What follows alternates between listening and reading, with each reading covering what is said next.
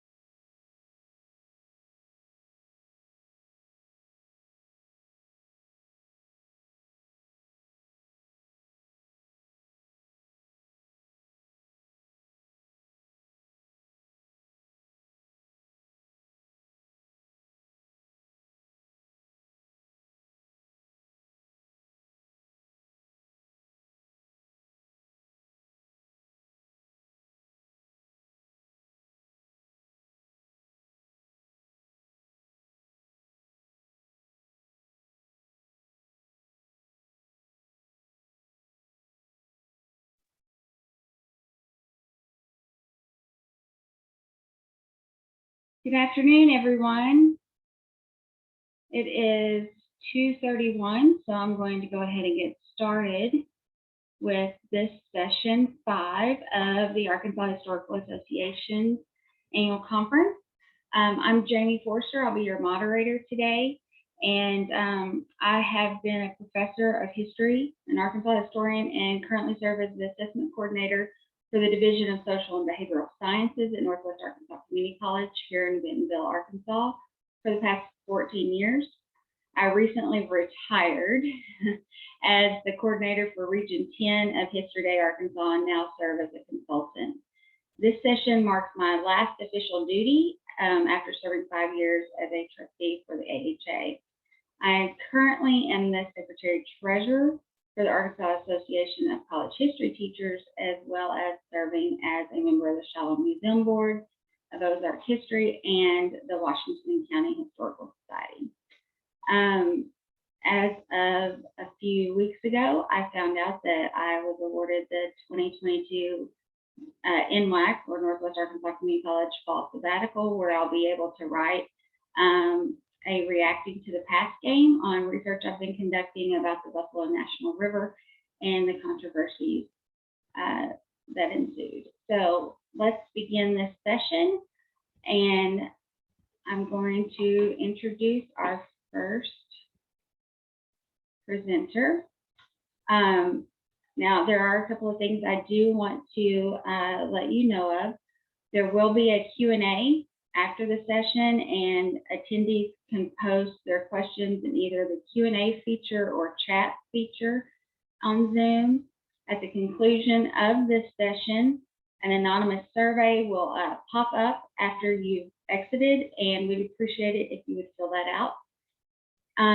Once the presenters begin, you can post in the chat, and I will be asking those questions at the end after all 3 of our presenters have presented.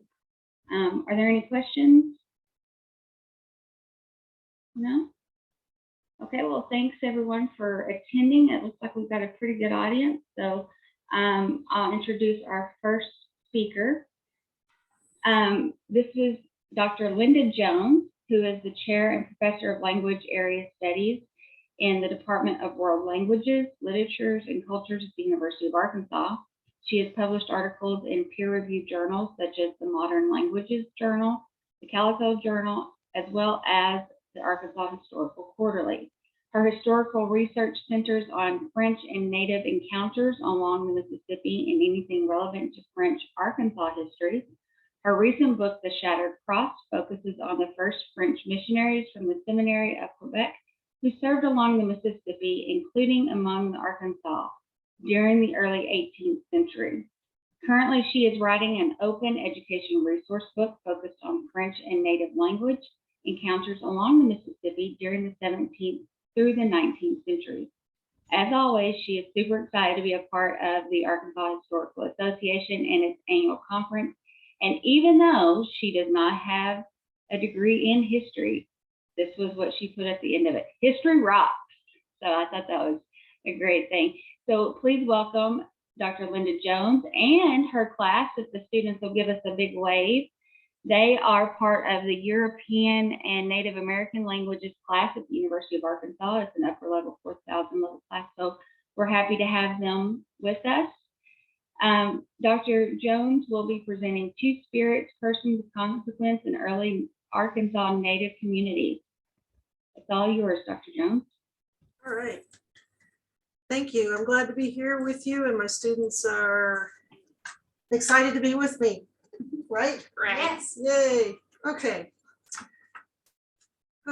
From the 16th into the early 18th centuries, a two-spirit was one of the most respected individuals of Native American society. A two-spirit was a man or a woman who took on jobs of the opposite sex, but also changed their, quote, temperament, language, dress, lifestyle, and social roles, end quote. A third gender, two spirits, were go-betweens between both worlds. Father Jacques Marquette met an Illinois two-spirit, an Iconeta, in 1673.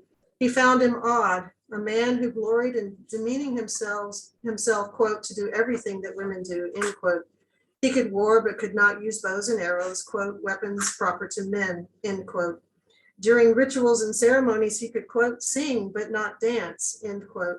Mostly, male two-spirits engaged in such skills as beading, quill work, and the manufacture and decoration of products made from animal skins.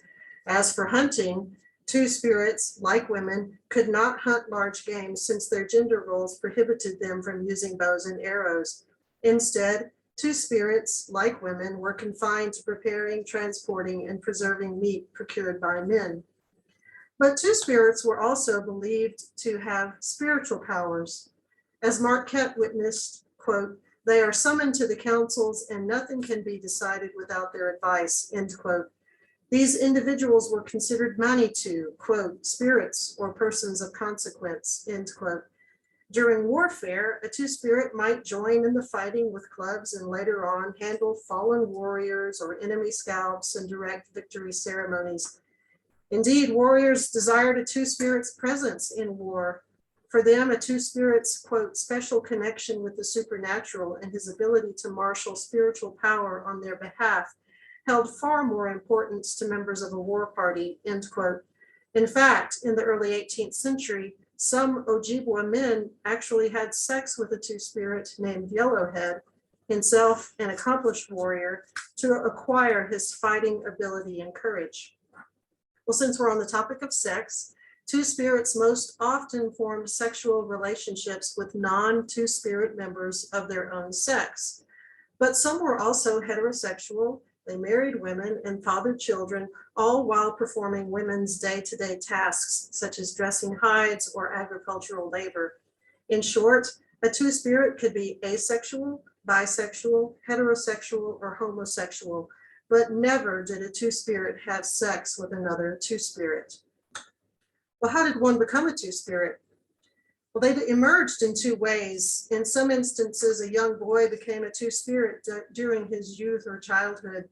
Pierre Deliette, who was the nephew of Henri de Tonty, noticed that when young boys, quote, were seen frequently picking up the spade, the spindle, the axe, but making no use of the bows and arrows, end quote, the Illinois raised them as females. These boys wore skirts, they grew their hair long, but they were also, quote, tattooed on their cheeks like the women and also on the breast and the arms, end quote. Two-spirits even spoke Illinois in the accent reserved for females. Alternatively, girls who persistently engaged in activities of boys and men would also become two-spirits. Supernatural or visionary intervention also led one to the status of two-spirit. In many instances, cross-gender interests, such as those just cited, actually preceded such visions, quote, which merely served to confirm alternative gender identity, end quote. Within Degian-Suyan groups, which includes the Osage and the Quapaw, the moon played a paramount role in two-spirit visions. Among the Osage, Black Dog in 1898 revealed these avenues towards two-spiritism, quote, men who become as women are called Mixuga, or instructed by the moon. The young men who go to fast sometimes remain out many days. This is done to secure dreams or visions which will support them in manly enterprises, in war or in hunting. That is, give them strength. But sometimes it happens that a young man has dreams or sees visions which make him imagine that he is a woman. From that time, he takes upon himself the dress and occupations of women, end quote. Alternative gender roles were widely shared features of Native nations across North America. Indeed, male two-spirits have been documented in some 155 nations across the continent. In the 17th century, we know of two instances where the two-spirit was present among the Quapaw. The first is described by Henri Joutel, a survivor of La Salle's failed colonization of Texas. As he negotiated his way through the 4 Quapaw villages, he had to take on a two-spirit to travel up to the Illinois country. Within this village, this, quote, certain man, an hermaphrodite, said that he would voluntarily go, being quite at ease to go to the Illinois. Consequently, we told the chief of his participation, lest he, the chief, be disgusted and delayed us further, end quote. But the Quapaw leader showed no disgust or concern that a two-spirit would accompany them. He fully understood the importance of a two-spirit in Native traditions. He simply, quote, showed us the canoe he wanted to give us, end quote. In December 1698, Father Jean-François Buisson de Saint-Côme also encountered a two-spirit among the Quapaw. When Father Saint-Côme saw this man, he described him as a, quote, wretched soul who from a young age dresses as a woman and serves for the most shameful of all vices, end quote. The Quebecois priest did not understand the importance of this individual for the balance and integrity of a Native community. Both of these two spirits were seemingly Illinois, not Quapaw, but this does not mean that the Quapaw did not have two spirits within their society.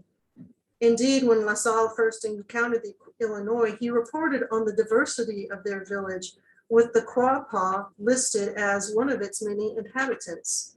From the Illinois, Gravier learned of the word Nipiquakapemina, which means we are together from different villages. Such a friendly alliance helps to explain why French explorers often relied on Illinois speakers for interpretation among the Quapaw, but also why two spirits could be found within the Quapaw village.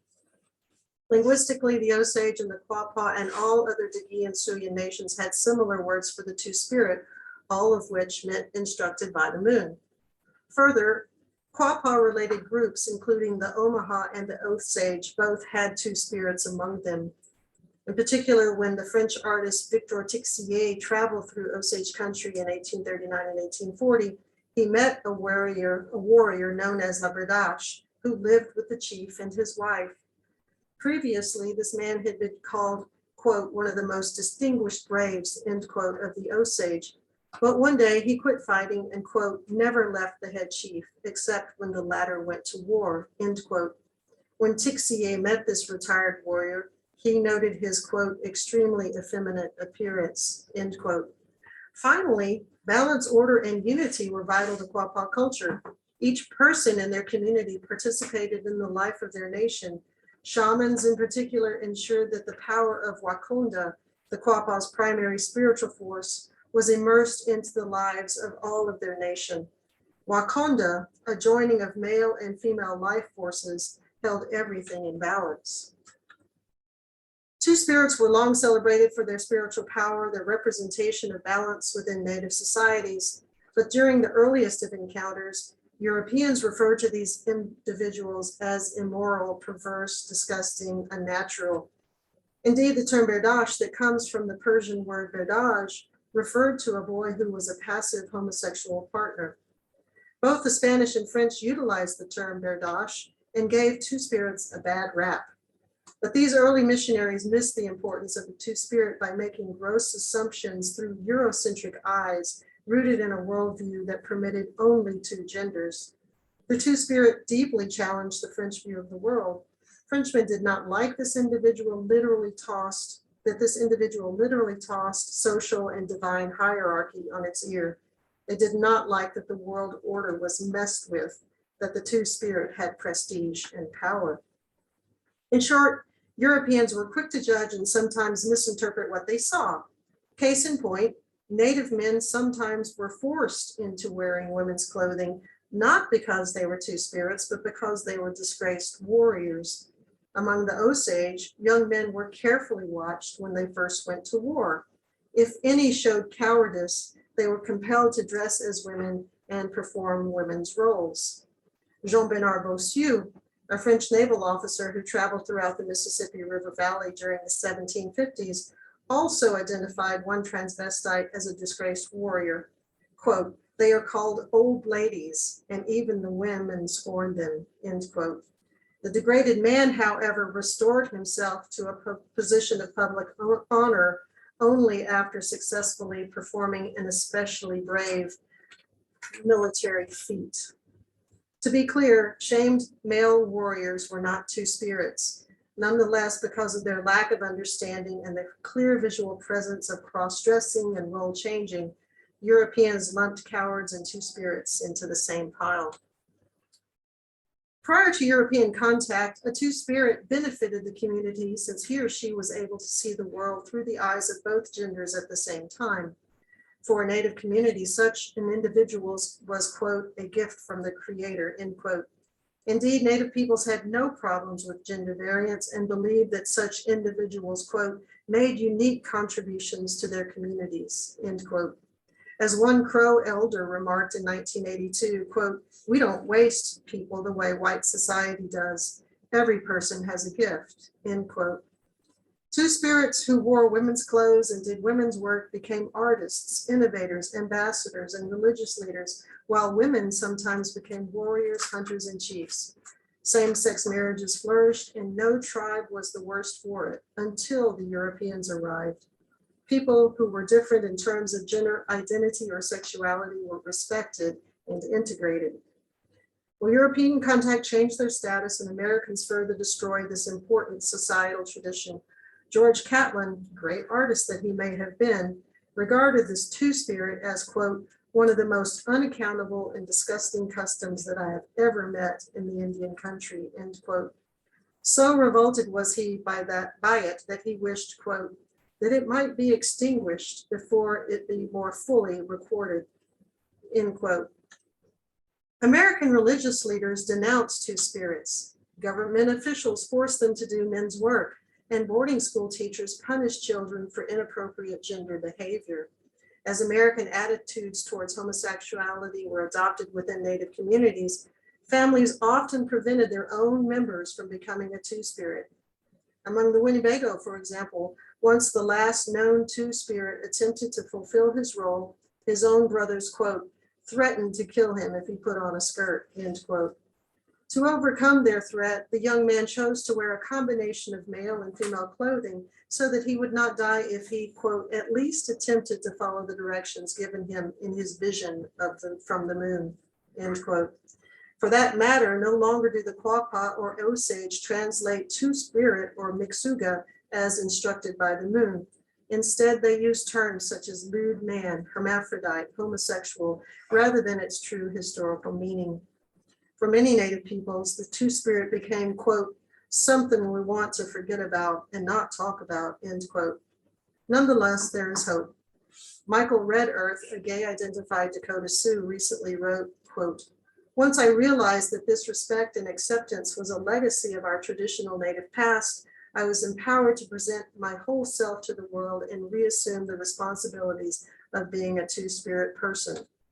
And today, Marka Cassidy, a two-spirit Osage, has fulfilled her role as a nurse during the AIDS crisis and now as a trauma therapist specializing in Native and two-spirit, lesbian, gay, bisexual, TG+ resilience. Thank you.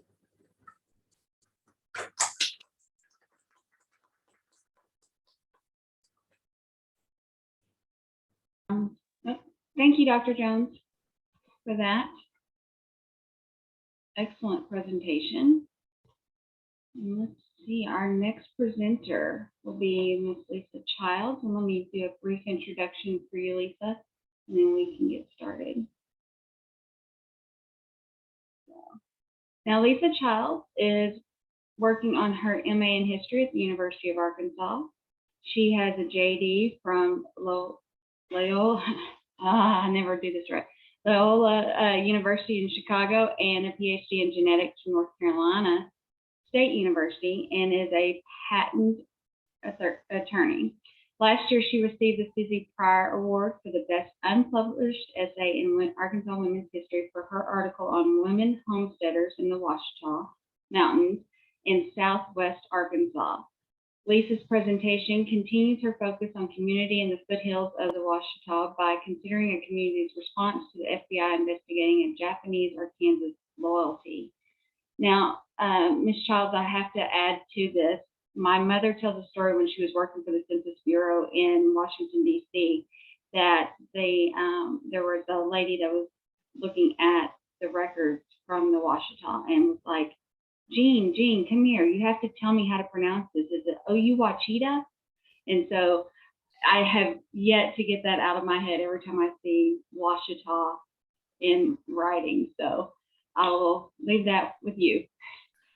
maybe I'll even say, I work for the Division of Agriculture, and we have a very popular blackberry called Ouachita blackberry, and people call up wanting to license it, and they were not the only ones who didn't know how to pronounce that name.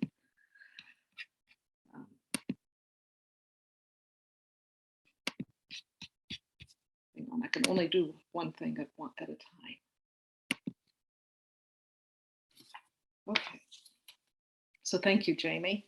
I do wish we were in Magnolia for several reasons, including the fact that Magnolia is where I first heard stories about the Hotovecs from my grandfather, Orville Childs.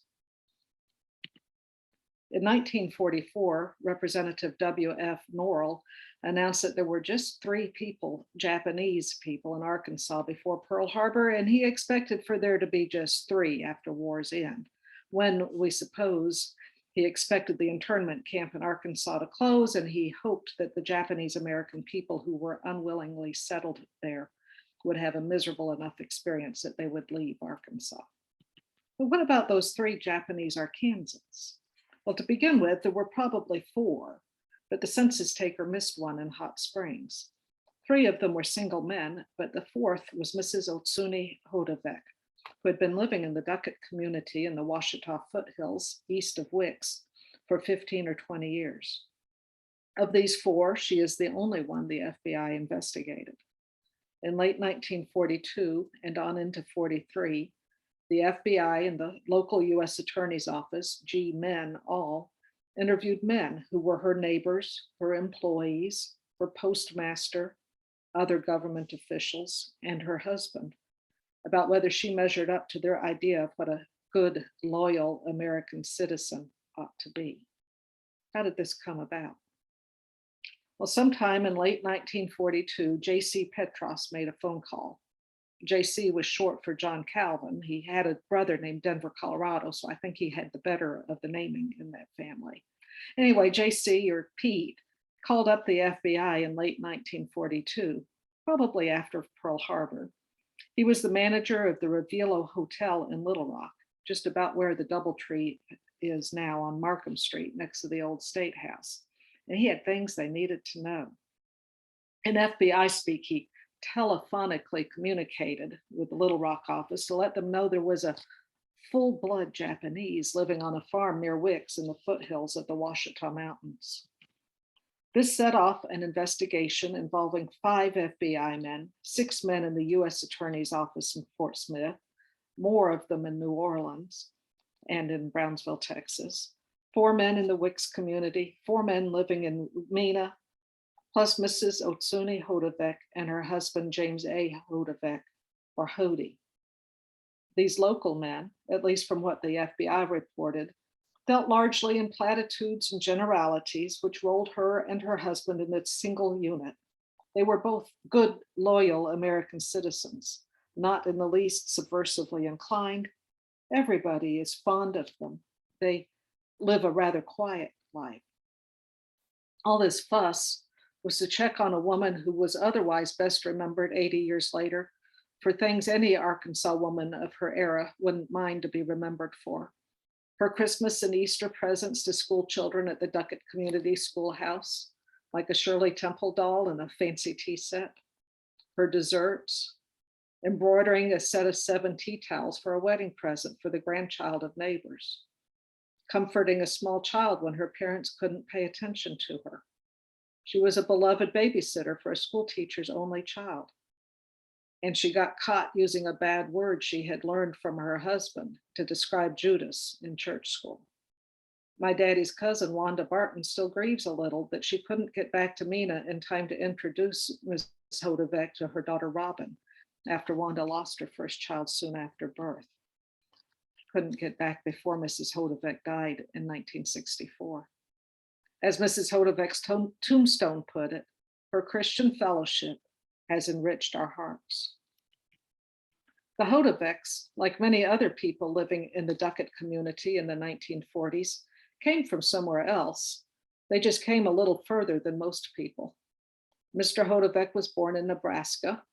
He was a first-generation American and the son of Bohemian immigrants.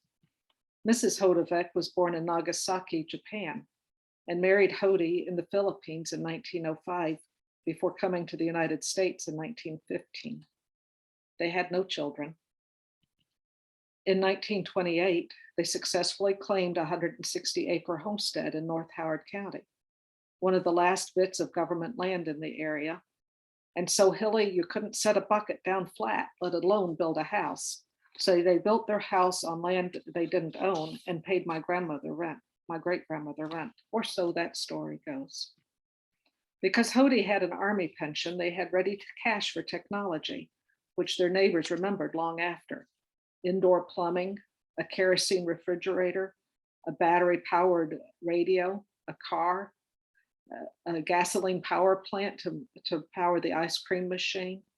They subscribed to a variety of magazines and passed them along. My grandfather credited those magazines with opening his eyes to the world and with helping his brother pass the civil service exam.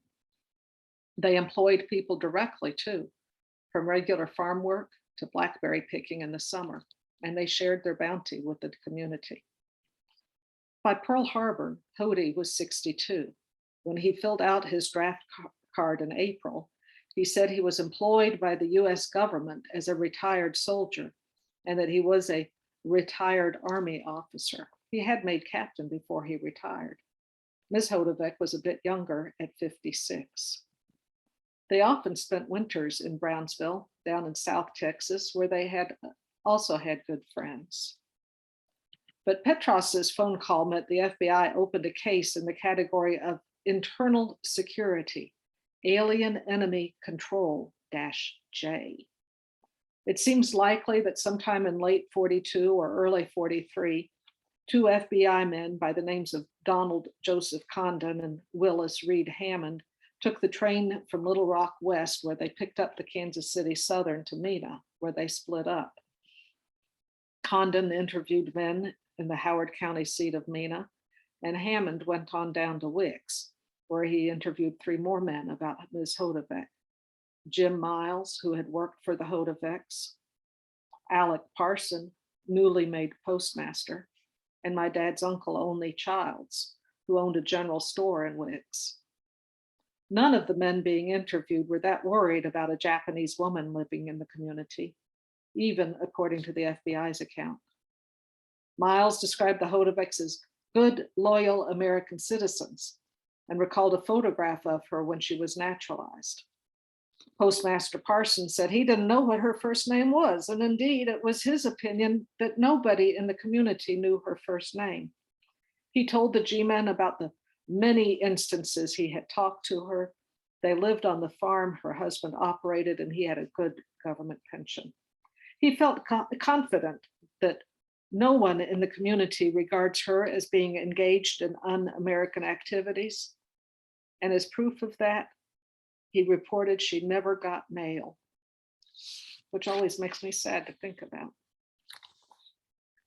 J.W. Everett was a former school lawyer and school principal. He was the justice of peace for Wicks, and he was teaching at an opportunity school for FERA, a school for unemployed adults. Everett was interviewed in Mena and reported that the Hotovecs are not known to be un-American or subversively inclined. He reported Hody's pension at $150 a month and said they'd live a rather quiet life.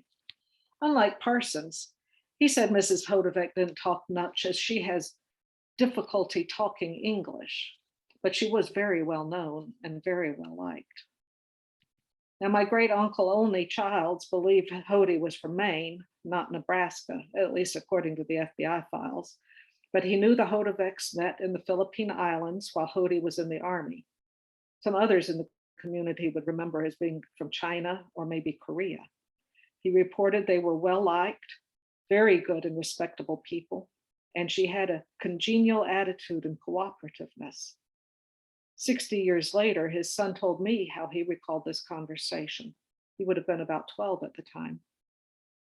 OL remembered it as a bit more heated, with his dad telling the FBI man off, saying, "Let me tell you something." He said, "I don't care what nationality she is. I would trust that lady just like I trust my wife." And the G-man told my dad, "Thank you, Mr. Childs, have a good day." Now, to support that, after Hody died, Mrs. Hotovec would actually live with Olney and my great aunt Elsa for a while before she moved into her own little house in Wicks. Olney's distant cousin, Elva Stewart Williams, remembered there were rumors that they were spies, etc., because they were foreigners. As she recalled it, Ms. Hotovec was Chinese and he was Hungarian. So these interviews with 4 men from Wicks were matched by 2 others who lived in Mena. Hammond looked up a deputy sheriff and World War I vet named Art Means, and yet one more lawyer, J.F. Quillen, whose son was working for the Border Patrol. Means said he didn't know anything derogatory, and his understanding was that she was well liked. Quillen came close to acknowledging that she was not subsumed by her husband's identity as a retired military man.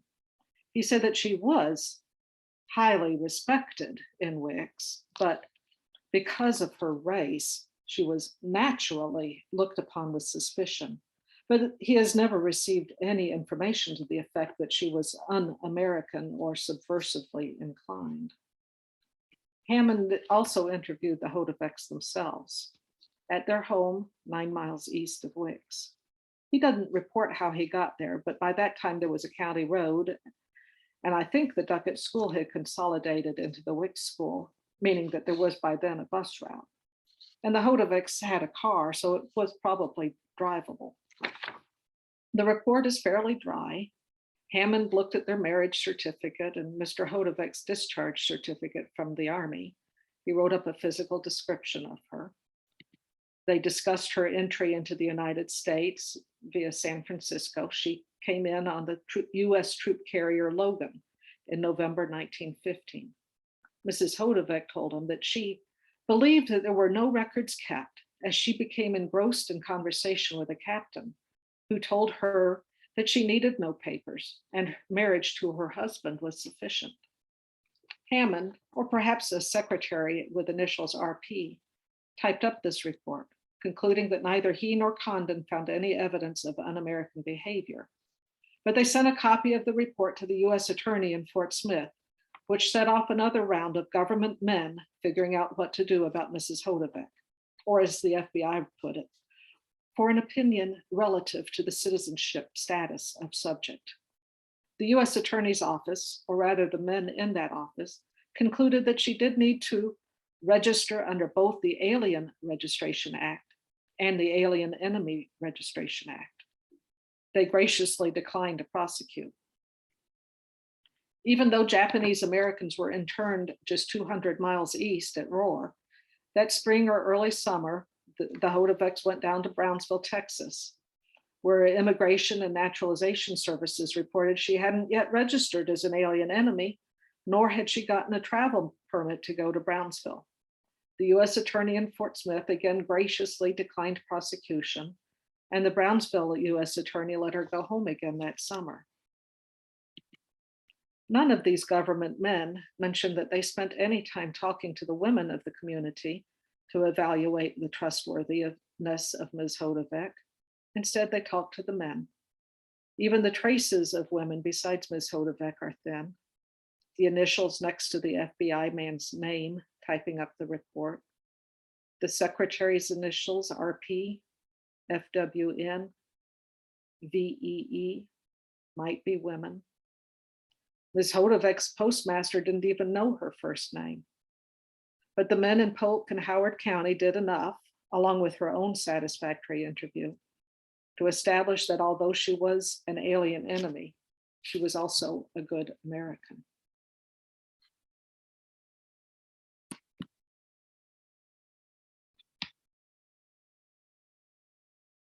That's it. Thank you, Lisa. Appreciate your presentation. Thanks. Next, we have Taylor.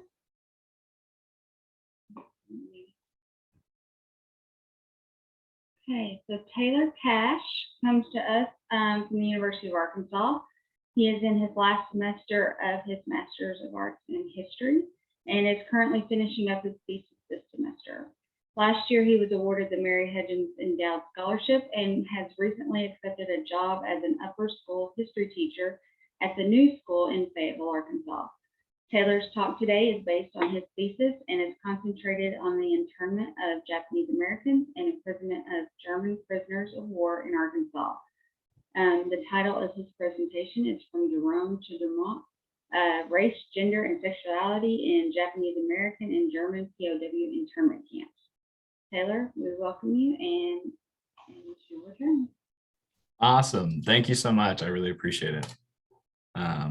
Hopefully this goes well with the presentation we just watched, so that works out nicely.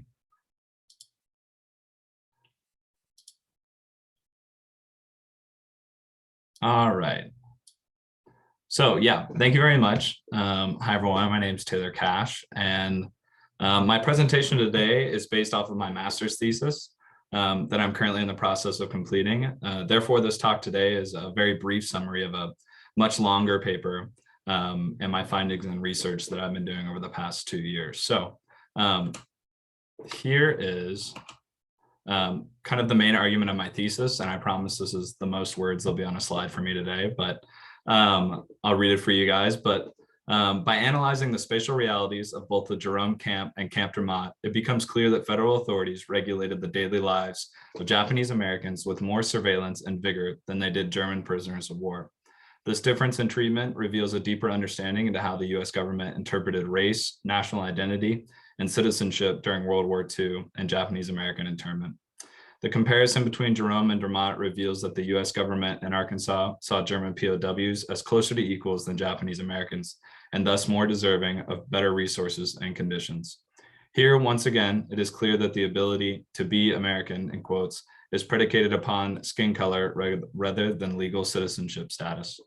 Moreover, the physical setup of the camp and intended uses of each space designed by camp officials led to unintended consequences upon the gender and class norms of Japanese Americans in Arkansas. So due to the scope of this panel and kind of time restraints, I'm really only going to be discussing the impact of collectivization and communal living, and then briefly comparing the educational, recreational, and religious programs offered in both camps to highlight some of the disparity between the two camps. So before we can jump into the actual camps, some background information and history will kind of help us out just to contextualize what we're going to talk about today. So in the summer of 1944, in racially segregated Southeast Arkansas, Japanese American families frantically carried what they could and boarded crowded train cars and overflowing military trucks that would take them from one concentration camp to the next. For nearly 2 years, Japanese Americans from the West Coast lived within the barbed wire confines of Jerome under the watchful eyes of the War Relocation Authority, the federal agency created in 1942, tasked with removing Japanese Americans away from their homes along and near the West Coast under the direction of Executive Order 9066. Having already been uprooted from their homes, businesses, farms, communities, schools, churches, and lives on the West Coast, Japanese Americans at the Jerome camp were once again on the move. By the end of June 1944, the last Japanese American internees had left Jerome, and the transition process between the camps commenced. The deserted barrack city was stripped to the bones, as only the tar shells of the tar paper-cladded structures remained. So the Jerome project site consisted of 9,374 acres, and it spanned 2 counties. You can see it in the bottom right-hand corner of the state there. But it spanned Chico and Drew County in Southeast Arkansas.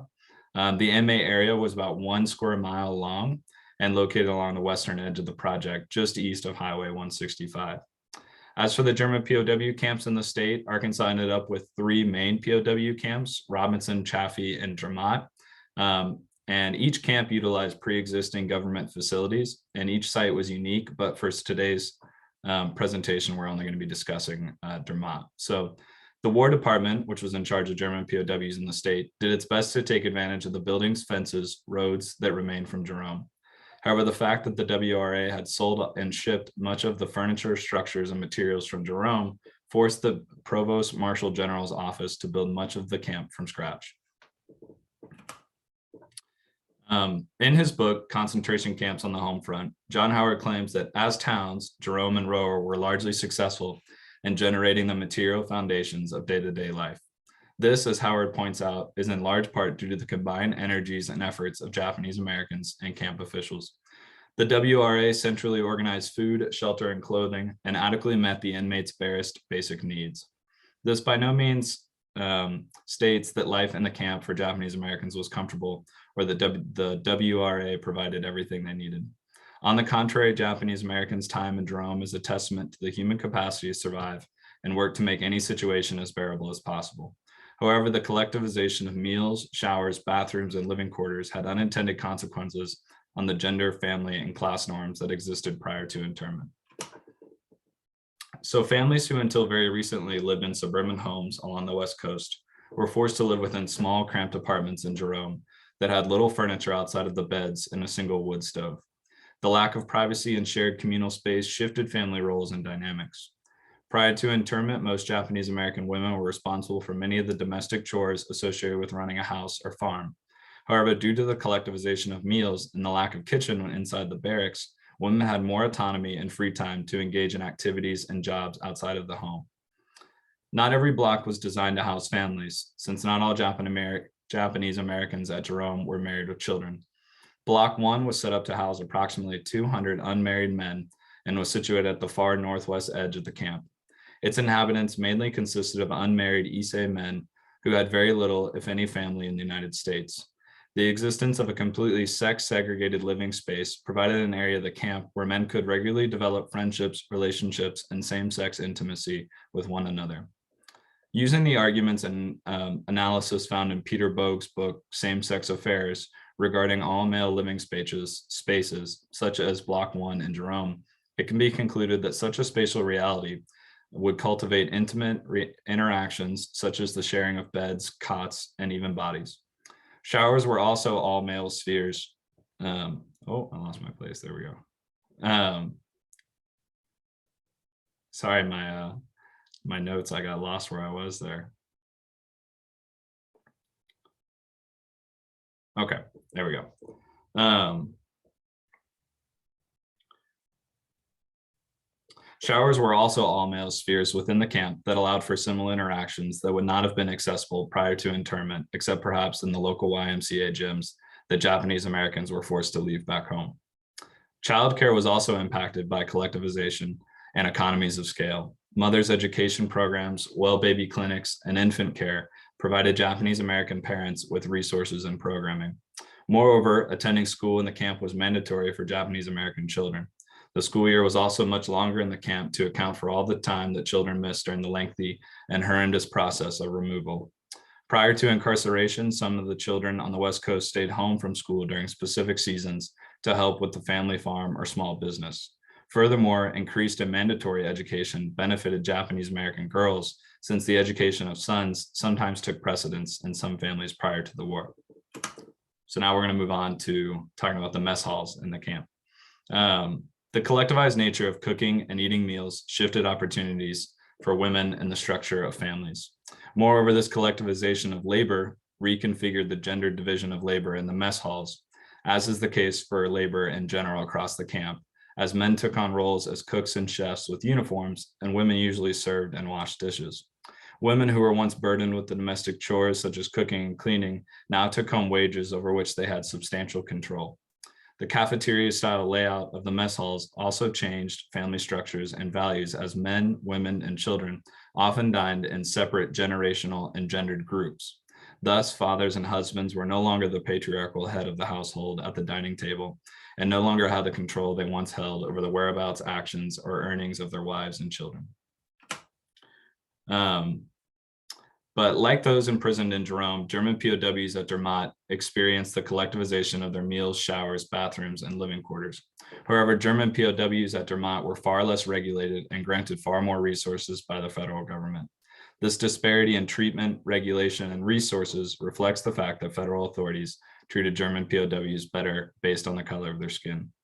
Despite the renovations and rebuilding of Jerome going well into the winter of 1944, the barracks and conditions at Dermott were soon far nicer than they ever were under the War Relocation Authority.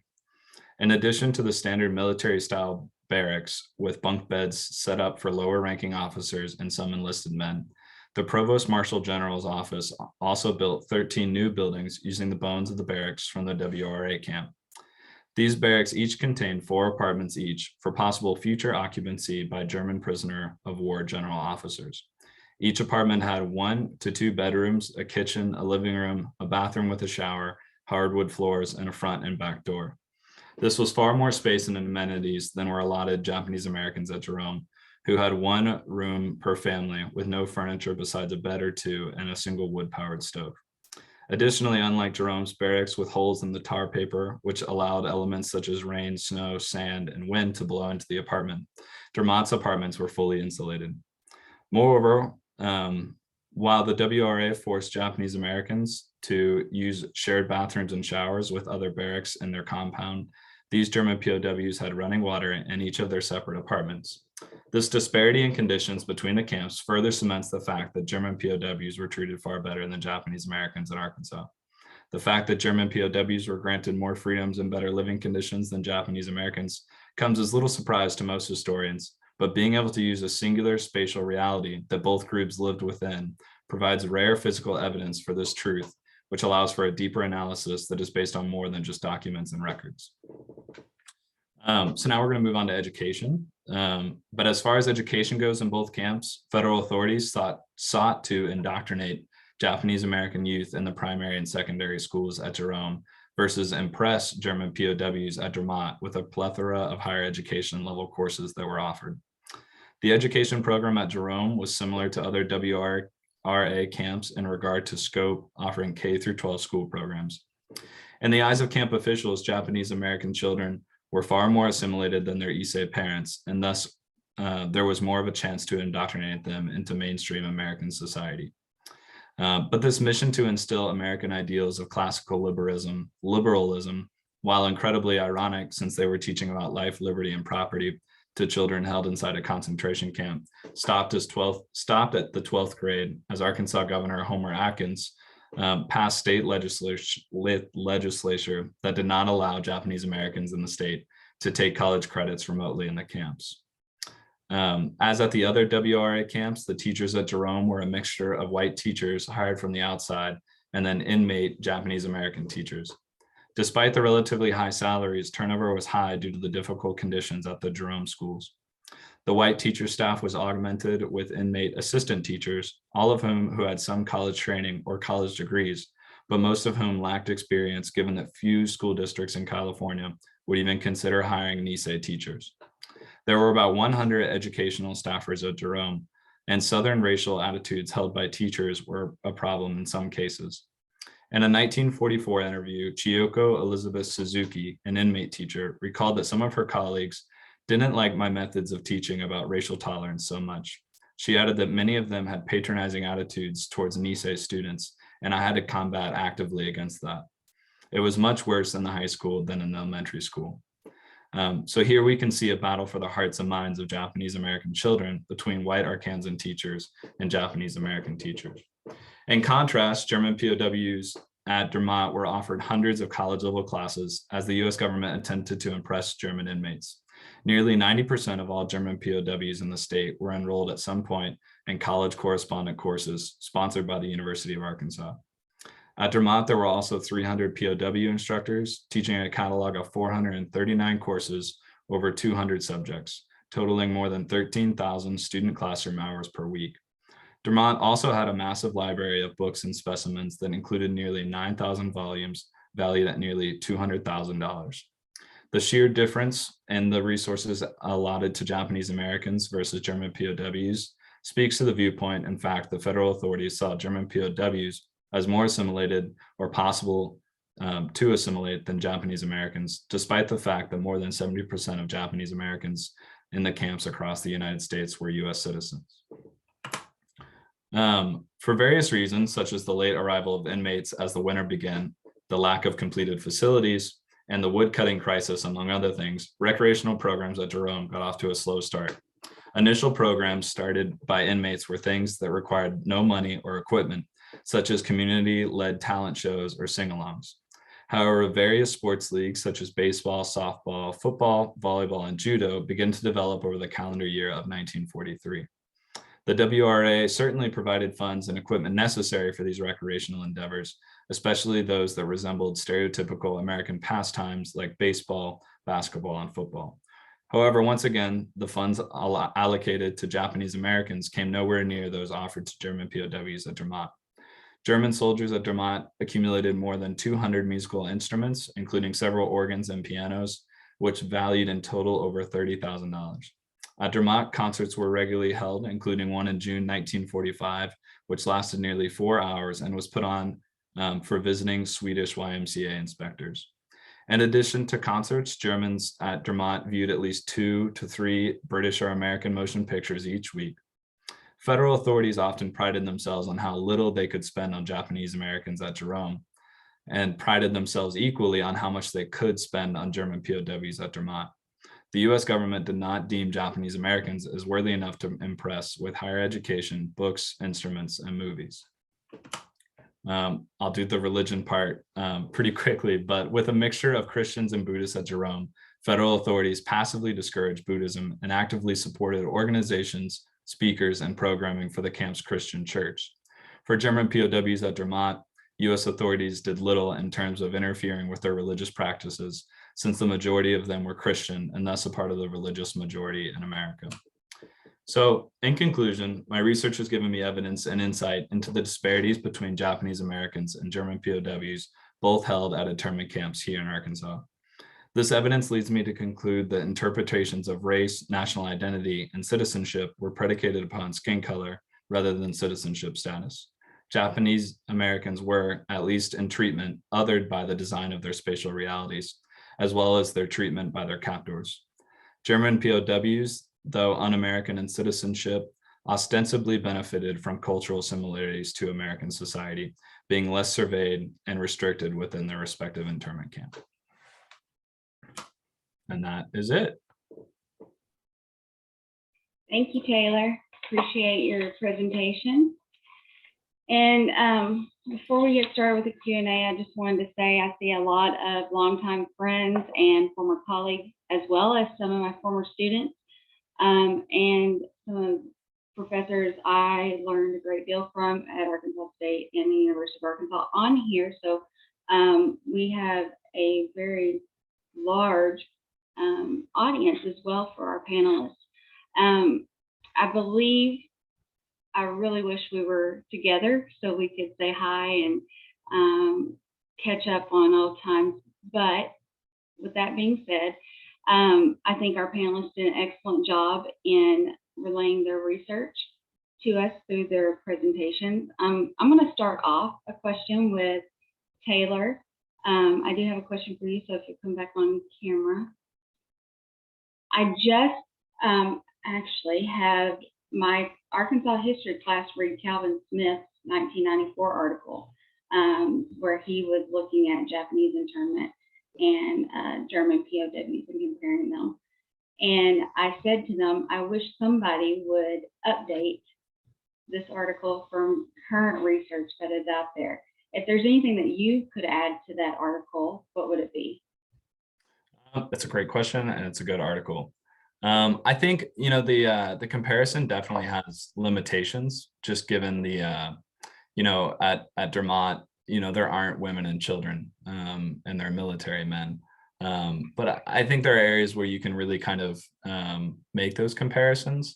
I think using kind of newer theories such as, you know, spatial theory, queer theory, you can really kind of dig into, you know, how do these different spatial realities allow us to really analyze, you know, how federal authorities thought about these groups and how, you know, federal authorities and camp officials are assigning each of these groups identities, and then those identities are reflected through these spaces. So I think there's some cool stuff. You know, I'd love to sit here and read, you know, everything I've written on my thesis. But you know, I think using those newer theories, you can really get into some better stuff.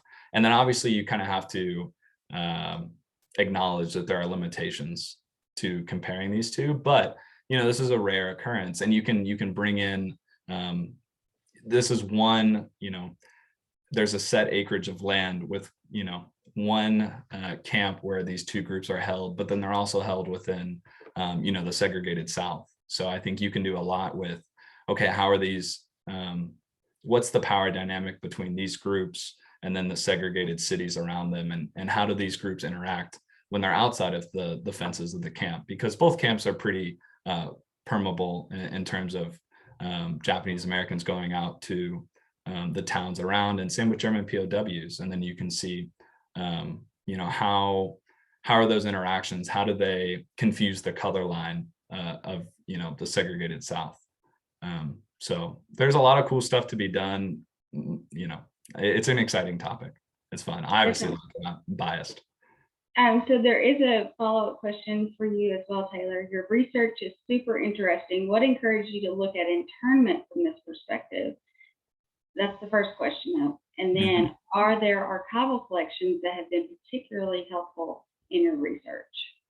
Definitely. I think probably how I kind of got on this topic will hit close to home in terms of I was working on the Rising Above project at the University of Arkansas, which is kind of a statewide endeavor in a lot of ways. I was working for Joshua Youngblood in the special collections, but I got that job probably 2 years ago now with the help of my professors. And that job is really creating a digital repository for the Rower and the Jerome camp. So kind of going through, you know, those records, I started really gaining interest. And then just doing some outside research, it was like, wow, this Jerome camp turns into a German POW camp. And like no one's really, you know, delved that deep into it. And then records on German POWs are a little bit harder to come by, just because the nature of the labor system in the state and satellite work camps. But I would say certain collections like the Virginia Tidball collection at the Special Collections in Arkansas, she was a high school teacher at Jerome, and she had her students, her high school students, write essays about their kind of whole internment experience. And so those definitely provide some really unique insight, and they're kind of a nice stream of consciousness from you know, Japanese American voices, and they really ensure that that agency is taken into account. So yeah, but there's a lot of unique collections that I've pulled from, and yeah. Wonderful. Thank you, Taylor. Yeah. I do have a question from Dr. Michael Dugan to, let's see here, it would be Dr. Jones. What about the reported women warriors of the pre-contact period? Sure, we know that women were also considered two spirits and would cross that gender line and would dress as men, go to war, and so forth and so on. The tricky thing about researching the two-spirit is that there was a prejudice against writing a whole lot about them. When you read about the two-spirit, they tend to be very negative. The Europeans tend to be very negative towards them and are much more writing their opinions rather than writing from an anthropological perspective as to what they actually saw. When we talk about women as two spirits, of those 155 different documented nations, some 33% of those that are documented are actually women. So the women were a part of the two spirits institution as well. Yep. Thank you.